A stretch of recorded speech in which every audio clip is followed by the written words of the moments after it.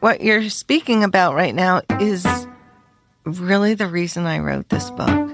It's not necessarily, I'm a big kveller. I'm an excited, enthusiastic, that's my nature. That's the kind of person I am. But it's to remind people, and all people, to speak up or wave a hand or tap a shoulder or spring a smile if you think something's good. Mm-hmm. Yeah. And don't hold back. Yeah. Don't quell it. Mm-hmm. Kvell it.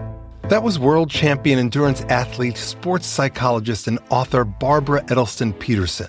Our conversation was inspired by the song Black and White Photo, which itself was inspired by Psalm 78. I'm Shep Rosenman. This is The Rest is Commentary, where we discuss what songs inspired by the Psalms or Tehillim inspire in my guests. Barbara is a distinguished sports psychologist, motivational speaker, author, and 10-time Xterra age group world champion in off-road triathlon. Based in Santa Barbara, California, she founded the Whole Champion Foundation to inspire personal, social, and environmental responsibility. She just celebrated the 1-year anniversary of the release of her book, Kvell, A Word You Should Know. Barbara's work brings together grit, joy, and a uniquely Jewish take on kvelling. The Yiddish word kvell means to be unabashedly excited for or about another person. And through her book, Barbara seeks to turn that into a universal practice of celebrating others' achievements. You can find out more about Barbara by going to her website, Barbara Edelston, Edelston, Peterson, Peterson.com. And if you want to check out her book there, you /Kvell, Kvell, where you can also order the book or you can buy it on Amazon or Barnes & Noble. In this episode, we discuss how passion, authenticity, and resilience shape a meaningful life, the impact of sports and other accomplishments on life philosophy, honing vulnerability and authenticity, how injury can be a transformative experience that creates opportunities, embracing imperfections and starting anew, and of course, the importance of kvelling, and so much more. Let's start off by listening to Black and White Photo, in which I kvell about our daughter, Maya.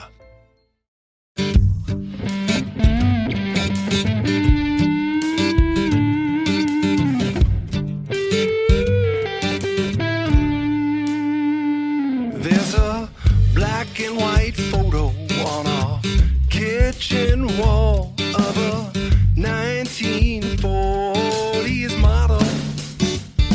She wore cat eye glasses, had beautiful lips, and over her shoulders wore a floral kerchief.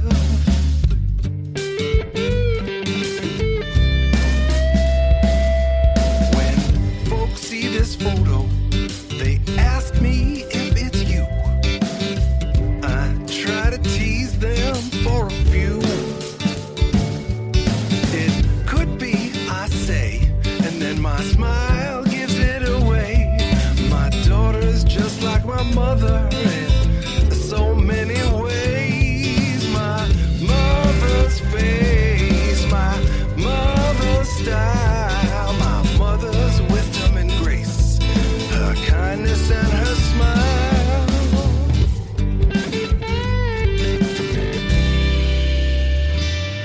She wore a sable jacket, but yours is vegan fur.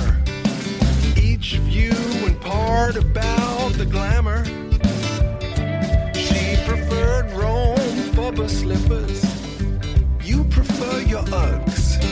She preferred to hold our hands. You tolerate our hugs. You've got her face. You've got her style. Yeah, her wisdom and grace, her kindness and her smile. So many ways that you're alike. So many ways that you strike out on your own.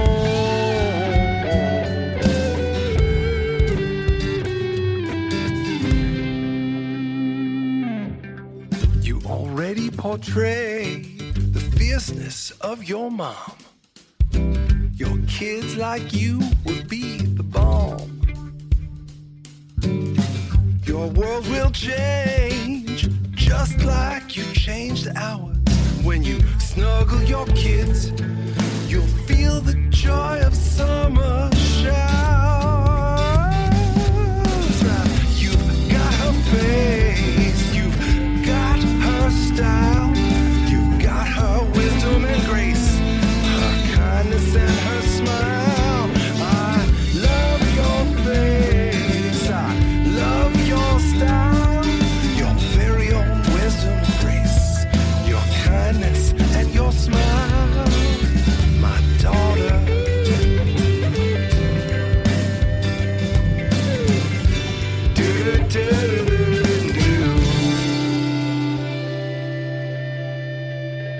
Hi, Barbara. I'm so glad you made the schlep out here from Santa Barbara to Los Angeles. Thank you so much for coming here. Oh, thank you so much for having me. And it wasn't quite as bad a schlep as it could have been. So we're all here and we're great.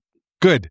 So I want to start this off the way I start these podcasts off generally, and it's to ask you the question about inspiration, which of course ties back to so much of your life. In the same way that the psalmist was inspired to write this particular psalm, which is Psalm 78, I was inspired to write this song using Psalm 78 as a reference. It also came up actually in the context of a Shanna in a Dress challenge who is always inspiring. And my hope through all songs is that the songs inspire something in the listener, in the reader, if they're reading lyrics. So what, if anything, did this song inspire in you? Oh, I just appreciated the specific detail and the excitement about a style, a color, a poise, and your sense about your observations. I loved so much in the smallest of details. What came through in the song to me was your excitement and love and the sense of beauty and softness and, if you will, inspiration. Well, so look, as we sit here today, I see that you have this incredible sense of style. Your glasses, your dress, the necklaces, it's all, you're so well appointed. Here I am in my jeans and a polo shirt. Where did you acquire that? Was that a natural inclination? Was it learned? So style, aesthetic, again, inspiration, beauty is something I simply love. It's natural. I am the jewelry designer. Right. And on my business card, it says natural beauty on the very bottom, natural beauty, and then empowerment. And I also, as a psychologist, Shep, have a whole thing about presenting oneself. And for me, I love energy. I love color. I love sensibility.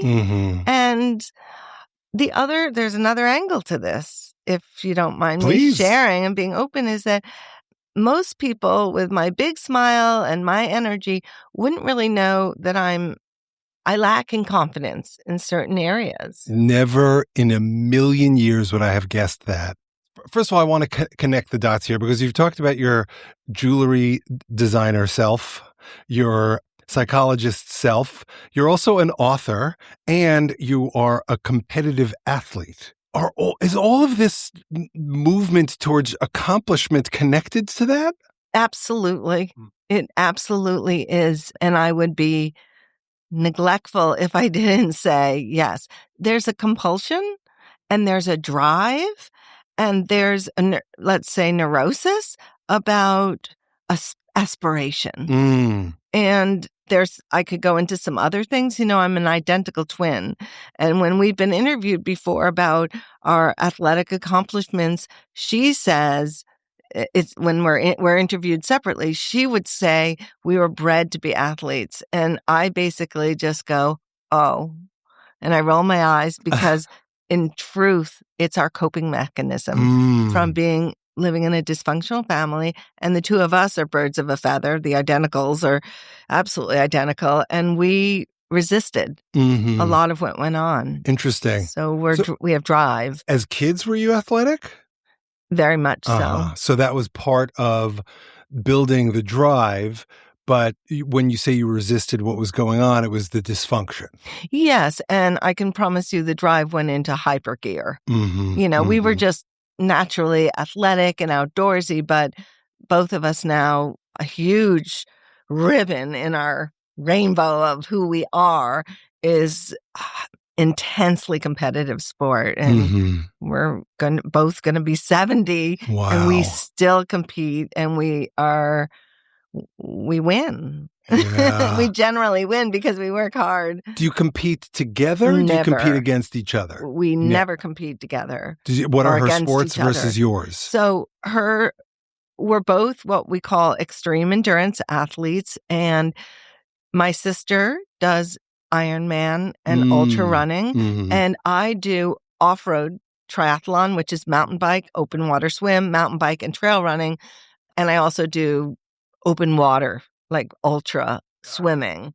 Was that an intentional choice between the two of you? I'll take these if you take those? No, Or not you really. just gravitated We to just these gravitated, and I'm, as one of the pioneers of the sport of mountain biking, it's actually my sister, and I wrote an article all about this. She said, Barb, you should do Xterra. And I said, what's Xterra? And so it's swim, mountain bike, and trail running. Right. Oh, amazing. So you met Leah on the way in. Yes. Leah's husband, Ivan, was a triathlete. He competed in Ironmans and half Ironmans, and every morning it was this or that or two of this or that. And exactly. he tried to get me to participate in that. I'm like, I'm going to learn Mishnayos on Sunday morning. I'm out. Not that I don't love sports, by the way. And for me, I went through a little bit of mourning, MOU. Yes. In that, I mourned Ivan's death. I still mourn Ivan's death. I'm still writing songs about it. But, from the sublime to the ridiculous, I grew up playing basketball in 6th grade. Shelley Rokach, may he rest in peace. I don't think he recognized talent, but he recognized that I grew 6 inches over the summer and said, you're going to be a big man. In the Jewish world, in the rest of the world, I'd be a guard. I'm going to teach you how to be a big man, because he was a big man, so you play center and you get in the lane and you just use your body. And I played basketball from 6th grade until Eitan was 2 or 3, maybe 4. And in the years before that, I was playing at Uni High on Thursday nights and somewhere else that I don't remember on Tuesday nights. And then on Sundays, I would play in the Jewish League. And at first we played in the A-League and we were winning, and then we stopped winning because we were getting older. And one of my friends said, why don't we try the B-League? And we moved to the B-League, and then I started coming home with injuries. Oh. And I feel, as I'm telling the story, I feel like I've talked about this on the podcast before. It's because nothing against amateur sports people, but when you're coached, you learn how to use your body in a particular way that, I'm not saying you don't get injured, but you get injured less in a competitive game like basketball. Yes. And eventually, when I was coming home every week with a different injury, Shari said to me, this has got to stop. I said, I'll be more careful. I started not going into the lane. I was shooting from the outside. Eventually, I came home with someone having cracked me on the head with their elbow, just because, he didn't know. He wanted to get the rebound. I don't blame the guy, but I was like, Genug Shine, I'm done. And then I stopped working out because I was in deep mourning over this loss of athleticism. Interesting. But I'm back now. I love running. I love swimming. I love biking. I've never done the extreme versions of any of that, even though we have a very close family who does ultra running, a woman named Janet Gustman. And I've run with her and her sister, may she rest in peace, Kim Simon, and a variety of other people. And I love endorphins that you get out of it. And for me, I take a lot of classes, and for me, tying this back to what you were saying, I like the classes because I will choose the instructors, the coaches who are going to push me. And then, once I understand their level, it's a question of meet or exceed. Whereas when I first started getting back into this, it was like, okay, I'm going to watch Netflix and go on the treadmill as slowly as possible. And my doctor told me I had to really get serious about working out. And anyway, whatever. I've droned on enough about this. I want to ask you a question. So you talked about accomplishment as a neurosis, a compulsion, and a drive towards aspiration. That last word really surprised me because you're not aspiring to do something, you're doing it. Yes, but you have to rise up, and elevate your standard. And for me, I just felt compelled. Kind of wish I hadn't used the word neurosis, but there is a compulsion. But I am a Jewish woman, and I'm definitely neurotic about sitting here and making sure my necklaces are just right. Perfect. Just kidding, honestly, but not at all kidding. So I've not ever used the word neurosis, but aspiration is a little different than inspiration. So I was inspired to aspire and reaching and having a very high level goal to me is the aspiration. Right. And I'll just say that it's really changed over the years. I don't have the drive. Okay, a couple of things. I don't have the drive that I've known to have, and I have felt. I have drive, but not to kill myself athletically and just exhaust myself because it is a lot of exertion. I have such another comfort level with being Barbara. And in being Barbara, I'll exercise every day, no matter what. Whatever it takes, I will go out there. And I know that people in Santa Barbara notice, oh, she's on her bike. Well, they named the city after you. Oh, yeah, absolutely. But I cannot wait. There's so many days when I'm swimming my laps and in heaven, I call it lap nirvana.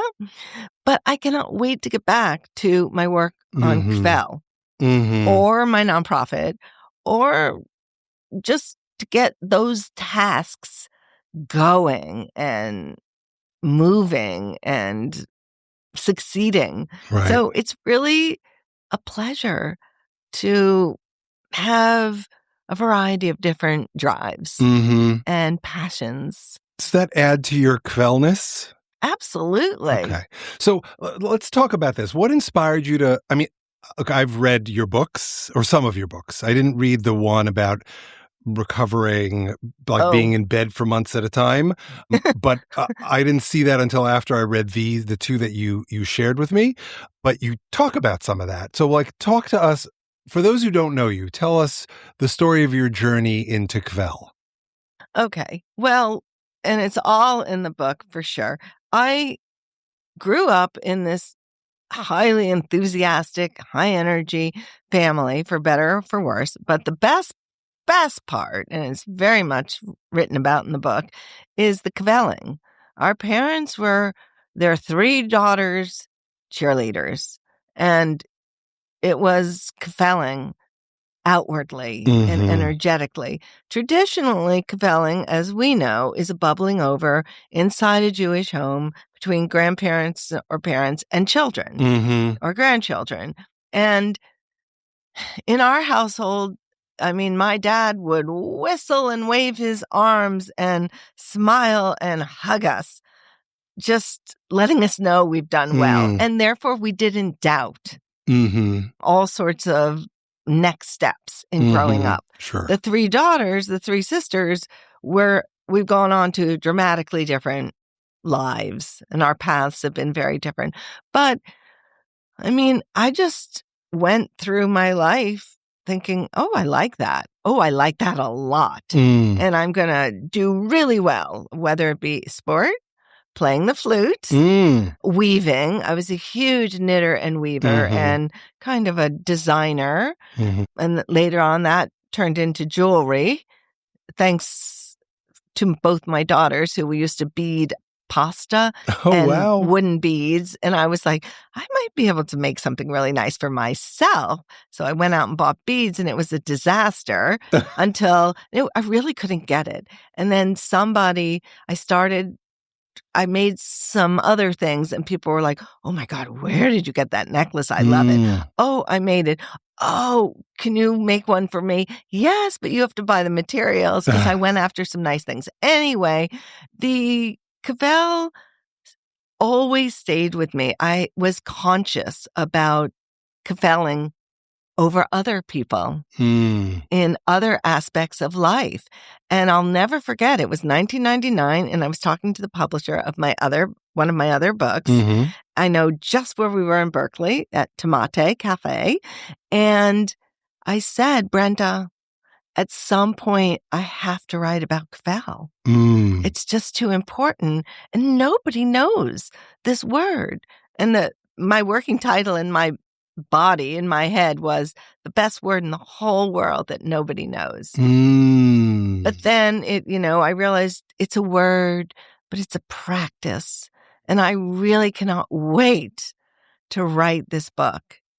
And so I'll continue here, which is to say that when I would travel for my Xterras, which I did all over the world, I planned in certain places to stay for 10 days or 2 weeks to write. So I would compete, and then there was a lot of rest. Sure. Or some rest after that output. And I wrote, and I spun my wheels, let's say. There was a lot of spinning. It took 25 years to get this book right. Wow. And I'm so proud to say You're there's kvelling. not an ounce of AI in this book. It's all Barbara, and there was a lot of, oh, no, that's not okay. Oh, I don't really, no. And then I had a whole chapter on anti-kvelling, and I took that out because this book is about Kvell. We do mention kvetch, okay. but we're not going into the people who anti-kvelled me. Yeah. And that's not another book. That's a pretty heavy notion. Right, but it's something that you had to work through in order to get to the kvelling. Yes, that I liked what you just said. So let me ask you this. Obviously, Kvell is an important value of yours. So you Kvell about your kids. I'm going to give you a moment. Kvell about your daughters. Oh, I love to Kvell about my daughters. My daughters are the loves of my life. I never thought I would be married because I had that insecurity and such. And I married a prince of a guy. Can you give us names? Yes, Peterson. He was Swedish. When we first went back east to meet my parents, I said to my dad, I just got to warn you. He looks a little like Nazi youth. And my dad said, wait, but you told me he was Swedish. And I said, yes, he's Swedish. Well, the Swedes were very good to the Jews. It took the weight of the world off my shoulders. Anyway, such a lovely, poised, reserved individual. And then we had our daughters. We just had such a very nice family. And what are their names? Hillary is the oldest, and Forrest is the youngest. They're very close. We're all very close, although my husband and I are divorced, but it's very amicable, and we check in and we do family things.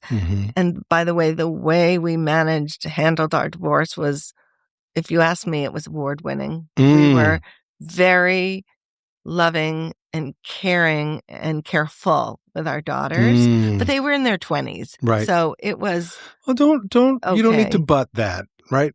And they were in their 20s, and there were tears, and it's a happy thing. And I guess what I'm trying to say is I really Kvell over Peterson and Barbara for agreeing to be amicable and poised, kind, and making sure our daughters were fine, were okay. And they absolutely were, and they are. My daughters are very special. They're beauties.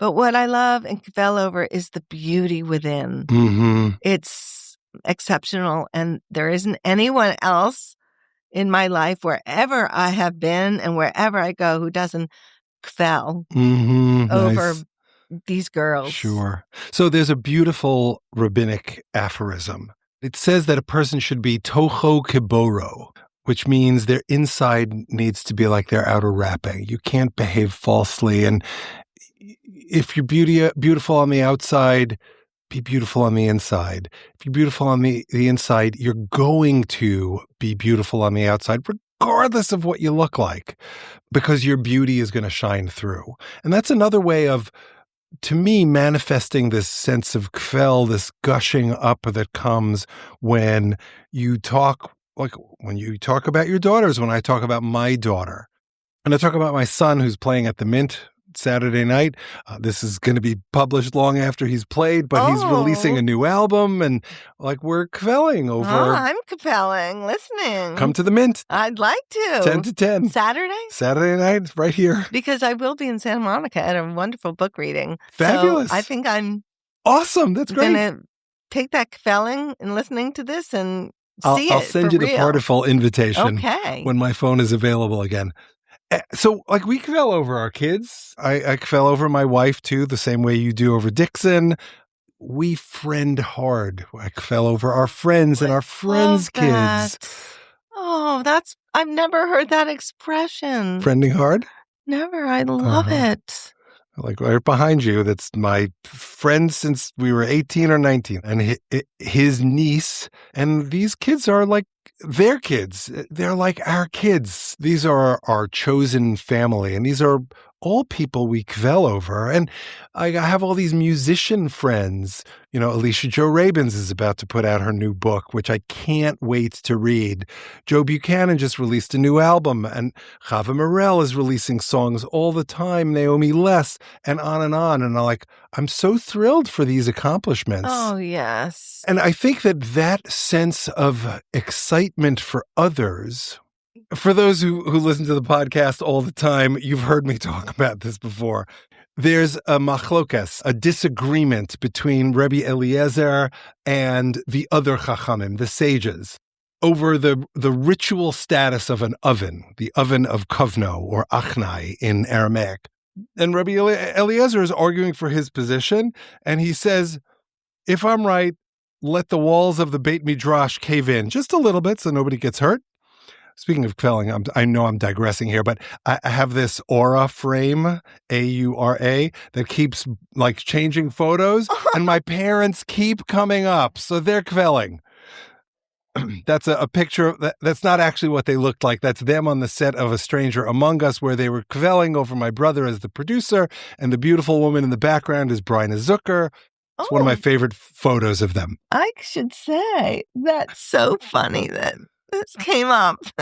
And by the way, you know who else keeps coming up? Ivan and these very close friends. Of course, it's a very limited sample because it's all my friends and family.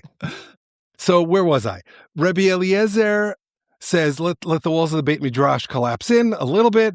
And the rabbis say, no, that's not the law. Rebbe Eliezer says, let the river go backwards. And I may be getting the order wrong. And the rabbis say, no, if I'm right, let a tree grow in this spot. The rabbis say, no. Like, even though all these miracles are happening, and the rabbis are basically saying, lo b'shamayim hi. The law is not in heaven anymore.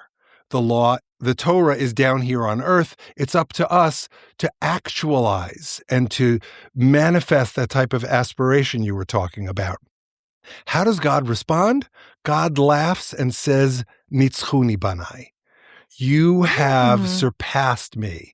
You've been victorious over me. What do you love so much about this story? Because maybe what's it teaching? Well, for me, it teaches so many different things. Miracles, on the one hand, miracles don't matter, right? We're coming up to Purim. It'll be a miracle if I learn my laning by Monday night. But there are no miracles in the book. God is not present. God's name is not mentioned in the book once. Are you talking about this book? No, I'm talking about the book of Esther. Yes, okay. Right? Sorry. No, that's okay. God's kvelling, I promise. Well, that must be it. Okay, that's the connection. Okay. So I'll get there. So miracles don't matter. What matters is the efforts the humans put into it to wrestle with God, to engage with the divine and to engage with their understanding of what it is that God is asking us to do. Now, I'm not a halachic person anymore. I grew up that way. I was that way for a long time. I believe in the importance of Jewish law and following and observing it. But I don't believe that you have to observe every jot and tittle the way my Haredi ultra-Orthodox sister does. We have very different relationships to halacha. For me, the most important thing is to study it and to take the learnings from it. So for me, when I study Gemara, I'm looking for the values that the rabbis are trying to press. And this will bring us back to connectivity. You know, it says, I think it's 36 times in the Torah, thou shalt not oppress the stranger, right? So what's the importance there? Well, you have to find a way to connect with the other. And the other is not only, quote, your enemy, it's just someone who feels uncomfortable. If they're insecure, make them feel comfortable. You know, you see someone at a party who's standing in the back with their arms folded, looking small, go over and bring them to the middle of the dance floor. Yeah, it's amazing. That is so beautiful to listen to hear this and to understand it in terms of connection and the power of feeling connection versus disconnection, or feeling that we belong because somebody notices us. It's not even just kvelling is so exciting, and there's a lot about celebration and excitement, affirmation, but part of the power of kvelling is the connection, and it can save a life. Yeah. Oh, 1,000%. And that's, when I first set out to write this book, I didn't know all the things I've learned as a result of writing this book and the real breadth of importance and possibility because of Kvell. I think it's one of the most important practices that could ever make its way to humankind. And I'm so proud of this book and excited to connect people to it, but to bring people to that understanding. My hope is that Kvell becomes a household word, but a universal practice. So I want to, while you were chatting, I was looking up the etymology. Kvell is the anglicized version of the Yiddish. It's because the Yiddish is kvellen, and the Yiddish garnered the Middle German quellen. I mean, I don't know how you pronounce it. Quellen. Right. So do you speak German? I do. Oh, wow. How did that happen? That happened through sport. Oh, wow. I mean, I raced and traveled to Deutschland and Österreich and Schweiz so viel, means so much, and everyone spoke English, and I did not want to be the lazy American. Good for you. It was very interesting learning German because being Jewish, it felt like, one, it was fun, and it felt like it closed a gap in the circle of life. I can't tell you how meaningful speaking German is to me. And it's odd. It's awesome. Was your family in the Shoah, or were you here already? 9. I'm speaking German. 9. No, überhaupt nicht. Not at all. I mean, probably, but no one directly. But I'm just going to add, in terms of the word Kvell, there's the best water ever in Austria and Germany and parts of Switzerland that's called Kvell. And it comes from gushing water. Sure. Fresh water. And right. But so the reason I'm raising it is because the English word quell means exactly the opposite. It's to suppress. Exactly. Right? So that's for right. Americans, we have to kind of like there's a move there to go from suppressing to allowing. I mean, quell also, I think, means source. Yeah, spring, source, fountain, die Quelle. We have to suppress the impulse to suppress and invite the impulse to source, to connect with source. And I think, when we think of kvelling, we think of gushing but it can also be like a gentle leak, right? It doesn't have to be a springing fountain. It could be, oh my God, you're so sweet, right? Or whatever. What you're speaking about right now is really the reason I wrote this book. It's not necessarily, I'm a big kveller, I'm an excited, enthusiastic, that's my nature. That's the kind of person I am.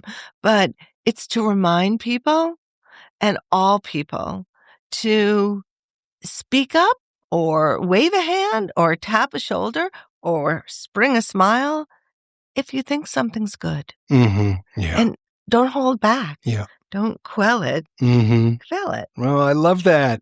And it also makes me think of this. I think that we have a new theme song for you if you haven't found it already. It has to be For She's a Jolly Good Kveller. Oh, I'm glad you didn't say Jimmy Crackhorn or something. But, when we first spoke, you said, well, what song? And I was like, oh my goodness, I know what song, but that's like not the caliber of Shep Rosenman. My song was the James Taylor song. Sure. Shower the people you love with love.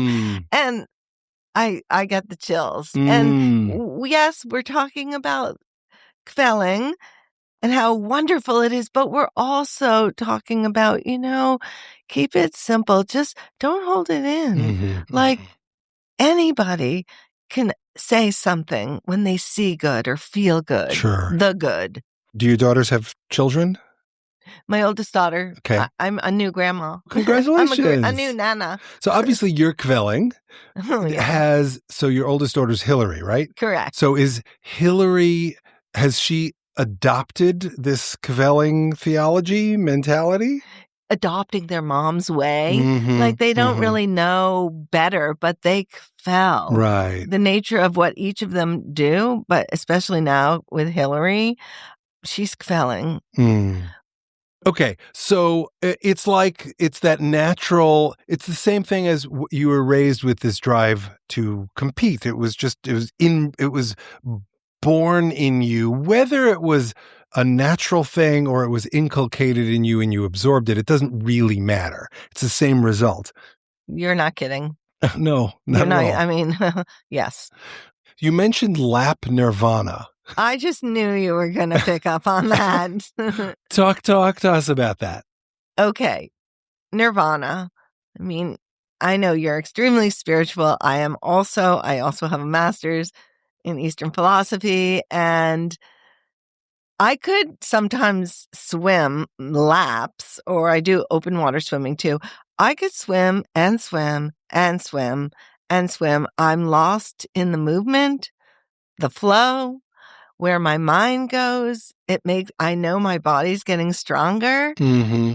It's an endless joy. And when I say lap nirvana, to me, it means like, you go, girl. You just have a good time. There aren't that many people who would want to swim lap after lap after lap. And people say, oh, I'm so bored. It's like, I'm never bored. Are you focused on technique? Or are you letting your mind go and your body do its own thing? I'm so not focused on technique. I'm very focused on an open mind. It's in the background of every single lap. I'm counting. But it's a trained thing. I just go 1, 1, 1, 1, 2, 2, 2, 2. In the meantime, there's a fantastic song in my brain. It's loud. Not headphones. No. In your brain. It's just in my brain.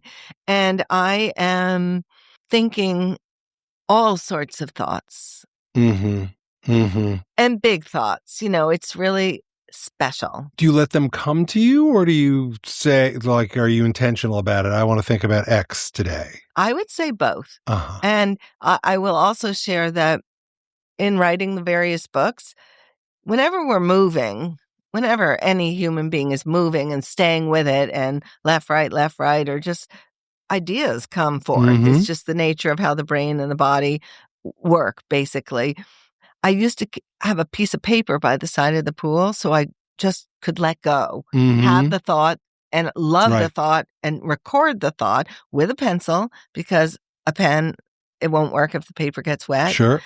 I generally think about problems and worry.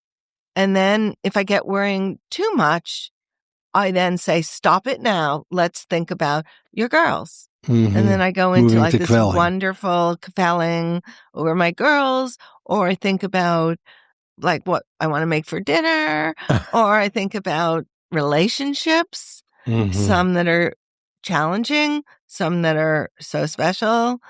I really freeform it Mhm. for the most Mhm. part, Right. Yeah. Oh, look, that but makes both, perfect but sense. actually both.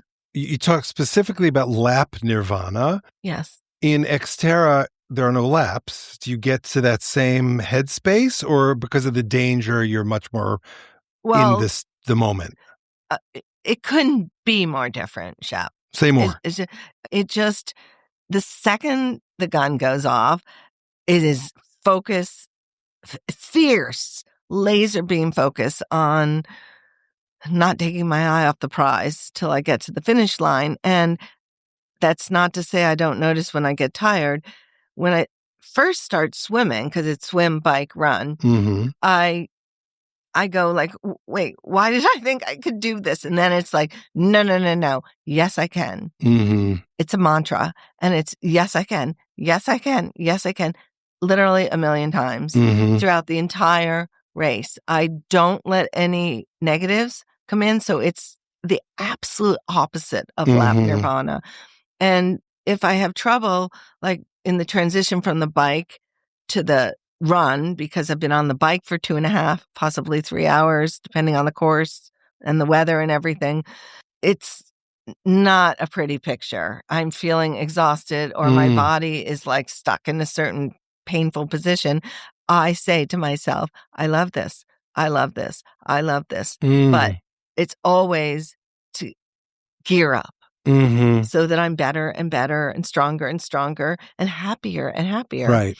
Sounds like you get out of your head except for empowerment mantras. 100%. Is there obviously when you're in the water, and if it's an open swim in the ocean, there's a danger component, but when you're on the side of a mountain or you're doing when you're in the bike rides, right? You're not on a lap course. It's not flat. So there's a different type of danger. Are you more focused on the danger component in either setting? Because like the run, like No, I'll tell you. I just have to interrupt. I have to go full force here. please. So it's positive, positive, positive mantras, empowering. And then there is fear. Like mostly it's ocean. Interesting. I mean, depending on the location, like in Cape Town, outside of Cape Town in South Africa, it was a big lake.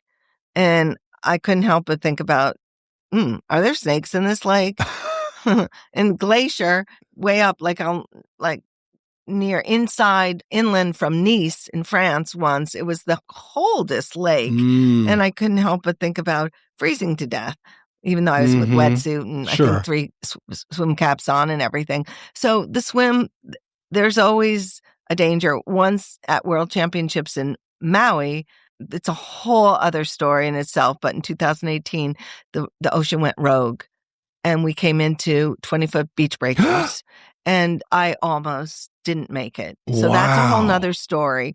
But then another time in Maui at another World Championships, I hit something so hard with my hand and I thought it was another athlete. And I was like, oh, you asshole.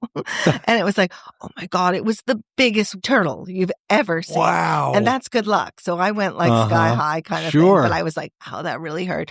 And then with the bike, it is so technical. And if it's muddy and there are roots and there are drop-offs, or if I can't get my foot out of, I'm clipped in the pedal, it's endless fear. Sure. But I'm still, yes, I can. Yes, I can. Yes, I can. But it's like a kind of focus that that's not what happens in an Ironman Mm-hmm. kind of thing. It's a very rugged, different sport than anything I've ever known. And then on the run, there are times when, again, there are roots and there's obstacles. Mm-hmm. And the whole time it's fierce focus. And as you put it, I usually say positive mantras, but I liked how you said empowerment mantras. mantras. Yeah. Okay, so first of all, I want to mention this because an important part of your journey that we haven't talked about, even though it's negative, is your injury. Mm. You built empowerment out of this very intense injury. Can you talk about, first of all, briefly explain what happened for those who haven't read the book, and then tell us how you turned, going to go back to Purim. Purim, one of the core constructs in Purim is v'nahafochu. We turned it around. We go from yagon l'simcha, from distress to joy, from me'afela le'ora, from darkness to light. And you clearly have done that. So talk to us about that transition, and feel free to kvell about it. Oh, okay. Thanks, Shep. I actually have the chills, like literally from the top of my head down right now. So what happened was I was about to leave for Xterra European Championships in Switzerland, and the bike was in the hallway. The airport shuttle was coming at 3 a.m. And I was just before going to bed. I was like, oh, I know the race director would love this one cap that at that time I was a Cliff Bar. I was sponsored by Cliff Bar, and it was a Cliff Bar like cycling cap or something. I was like, oh, I know where it is. It's way up in our open beam closet. And when somebody, well, I think moms or women or whatever, when there's something we want to find or get and we know where it might be, we nothing will stop us. Right. Kind of thing. So I shimmied up these bookshelves, or kind of like shirt shelves or whatever, in our closet, got to the highest point, stuck my hand inside a paper bag where I shoved things in and stuck it up there for storage, got the cap. It was like, yes, I got it. Suddenly, I lost my footing and I went down like 14, 15 feet to the ground.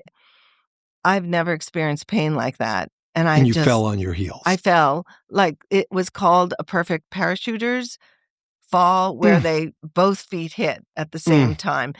I saw, there was enough time, I saw a stepladder, and I thought to myself, if that stepladder, if I hit it with my ribs, maybe I'll die, because the ribs and then the heart or the lungs. So I like shifted myself forward, landed on both feet, and the result was bilateral heel fractures. And so I spent a lot of time, my world changed dramatically like that.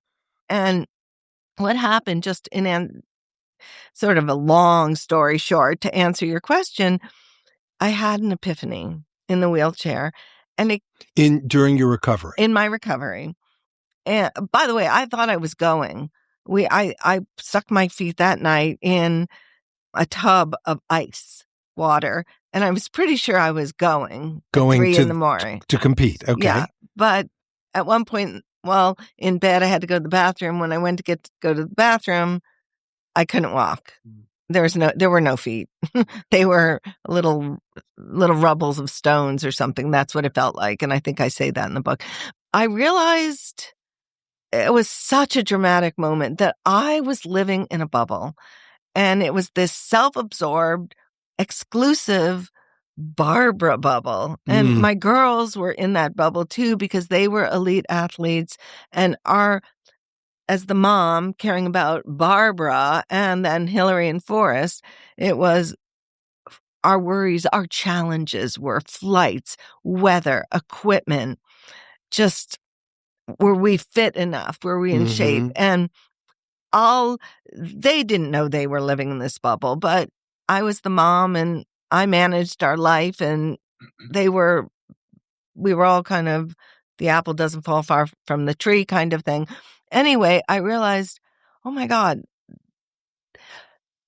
basically a tidal wave of shame came over me. And it was like, Barbara, this is not okay. Our world has so many challenges. No one can be this self-centered. And you have got to change. And basically it was, how fast can I change? And I basically said to myself, I want to be a champion in sport, but I want to be a champion of humanity. I want to be a champion of the environment. I want to be a whole champion. And so that's when I created the nonprofit Whole Champion Foundation. And what it boiled down was my first book, which is called? For the nonprofit, not my first book, but representing my new thoughts, was a whole person makes the whole world better. Right. And then soon thereafter, I realized I had to write a book entitled A Whole Athlete Makes the Whole World Better. Right. And then it could go on like Chicken Soup for the Soul, Sure. Whole School Makes the Whole World Better, blah, blah, blah. But now I'm doing films showing how you impact real positive change, how it's done. I didn't know about the films. It's all new, and it is so exciting. Wow. But Are you directing them? Yes, I'm the executive producer. Amazing. And I'm directing them, and they're very innovative. And they're docuseries because people don't have time to watch films. Like YouTube? It will be. Amazing. I can't wait to see them. I really cannot wait to get these out because they're very important for a better world. Yeah. And Kvell, everyone says, oh, it's Kvell under the nonprofit because Kvell is also for a better world, a universal practice that brings positivity and light and connection to the world. But no, Kvell is my own enterprise. As someone who is not Barbara Edelston Peterson, I see Kvell and the whole series, meaning the book series and the foundation, they're all of a piece, which suggests that you're a wholly integrated person, even if they're different efforts. They're like different flavors, but they're both ice cream. I get it, and I'm receiving. I'm fully, and again, more chills. I really actually could cry because this was an important epiphany. Really, it's the moment to self-Kvell. Sure. Because I am proud of myself for coming to that realization. I didn't turn on a dime, but it was like, how fast can I change? Because I'm really ashamed of being this self-centered. It was like, again, like a tidal wave.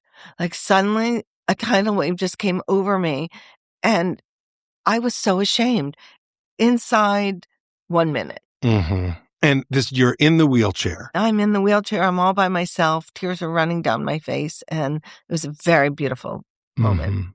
So cut to how long was it from that instant to the decision to do something about it? And how long was it mostly thinking in between, or was it list making? Was it journaling? So great questions. It took some time, just like the Kvell book. I was like, well, what am I going to do? So I had to figure out the name. And to this day, I really regret saying Whole Champion Foundation because it connotes that I have money and it's something, and you can change the name. I know, but now it's almost like I am a foundation in that, or not, the nonprofit is a foundation in that I've raised enough money and we're partnering with other organizations that align, and all the books I basically provide to schools and workbooks free. My speaking, I'm never paid for anything. So it's almost like we're gifting schools and teams and organizations with this message that's about awareness, responsibility, and action for a better world. But in the meantime, I decided Whole Champion Foundation, and I had to go through the logistics of becoming an organization, and I did.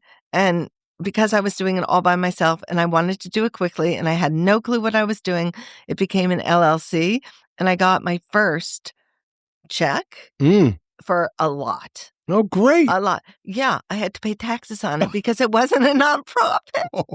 So in 2009, that was like in 2016, I started writing the books and developing. And one of my friends, we'd have these meetings because I had like an advisory board. Like, what do I do with this? And where should I go? And there was this one swimmer friend who said, I think what it all boils down to, Barbara, is a whole person makes the whole world better. Oh, that's where I got that. That's and beautiful. That really spoke to me, and that's the title.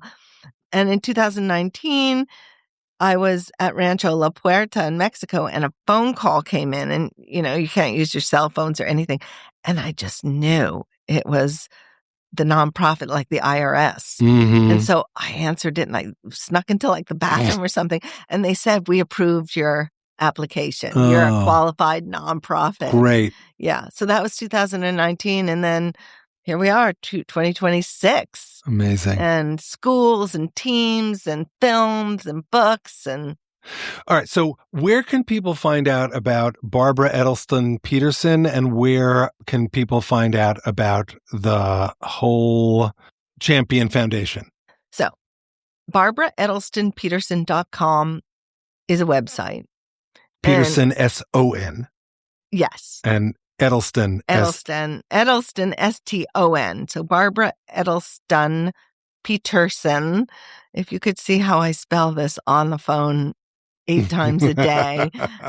So there's that website. WholeChampion.org is the nonprofit. Everywhere on social media. Okay. So LinkedIn, YouTube, and they Instagram. Can find it via your name. Yes. Okay. Thank you. I could really go on for another several hours with you, but I want to be respectful of your time. I often like to end with a blessing. So I'm going to offer you a bracha, a blessing. My bracha to you is that you continue to bring this sense of wholeness of who Barbara Edelston Peterson is in the world to your whole life. And in so doing, you allow yourself and everyone around you to continue to kvell about how amazing you and your accomplishments are. Oh, thank you so much. It's my pleasure. What a great conversation. Thank you. Thank you. Thanks so much for listening. Special thanks to Barbara for joining me, to Devin Schwartz for his help in producing this episode, to E-Rose for his help producing the song in this episode, to Jessica Chana Swedler for her help on social media, to Liat Silvera for designing the podcast logo, and let me kvell for a moment about my friend Liat for a moment. Out of 250,000 artists, Liat won first prize in this round of the Johnny Depp People's Artist Competition. Check her and her website out at liatsilvera.com. That's LeATSilvera.com. And of course, thanks to my wife, Shari. Maya looks like her mom too, but most important, Maya is just like Shari in so many ways. You can find Black and White Photo and all of the other songs in this song cycle on most platforms that stream or download music, including Spotify, Apple, and YouTube. And again, for the shameless self-promotion, it really helps if you share the episodes and songs, and if you like, comment, and subscribe, both to the podcast and to me as an artist on your favorite platforms. In the next episode of The Rest is Commentary, I'll be talking with Amy Guterson, an American Orthodox Jewish actress, filmmaker, educator, playwright, co-founder of the Jewish women's theater collective Kol Isha, and founder of the Tzohar Seminary, a gap-year program combining Hasidus and intensive arts training that's now in its 15th year. Amy and I discuss embracing mystery to unlock exploration and resilience, holding opposites like chaos and order, the transformative power of spirituality as a lived experience, light and darkness as a growth paradigm, understanding ourselves as vessels of divine energy and humble service, jazz and improvisation as exemplifiers of embracing the unknown, and so much more, all inspired by Amy's thoughts after listening to Stay. Please join us.